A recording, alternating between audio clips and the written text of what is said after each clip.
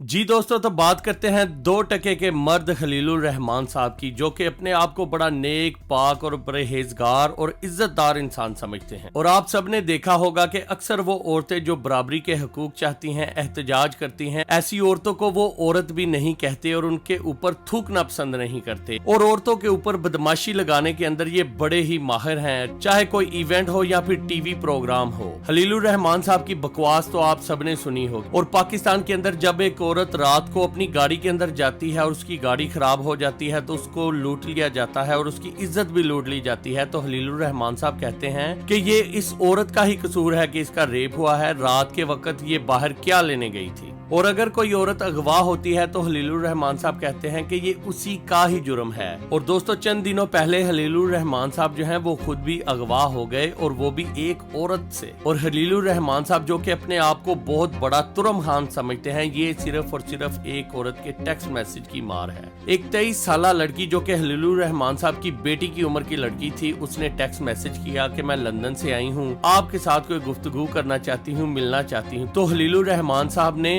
रात के 3 बजे उस लड़की से जो कि इनकी बेटी की उम्र की थी उससे मिलने गए। और फिर जब वो लड़की से मिले तो उसके भाई या उसके जो दोस्त या फ्रेंड या साथी थे वो आ गए और खलीलुर रहमान साहब को अगवा कर लिया गया। उनसे 2 या 2.5 लाख रुपया भी ले लिया, मारा पीटा भी, और फिर सैर सूर करवा के खलीलुर रहमान साहब को छोड़ भी आए। और खलीलुर रहमान साहब अपना रोना धोना अब दुनिया के सामने सुना रहे हैं। वैसे खलीलुर रहमान साहब यूरोप और अमेरिका को तो बड़ी तनकीद करते हैं कि वहाँ की औरतें फाशी फैलाती हैं, रात को बाहर नहीं निकलना चाहिए, मगर खलीलुर रहमान साहब और रात के वक्त ही ये एक अकेली औरत से मिलने गए थे। अब पता नहीं क्या मामला थे, मगर इन्होंने यही कहा था कि वो किसी ड्रामे का स्क्रिप्ट जो है वो रात के 3 बजे डिस्कस करने के लिए गए थे। और फिर दोस्तों, जब इनको अगवा किया गया, पता नहीं रात के इस पहर ये किस ड्रामे का स्क्रिप्ट जो था वो डिस्कस करने के लिए गए थे। कि हमारी जो रूटीन्स हैं अदर दैन के, मैं इस वक्त बीमार हूँ और मुझे डॉक्टर ने 5 साल के लिए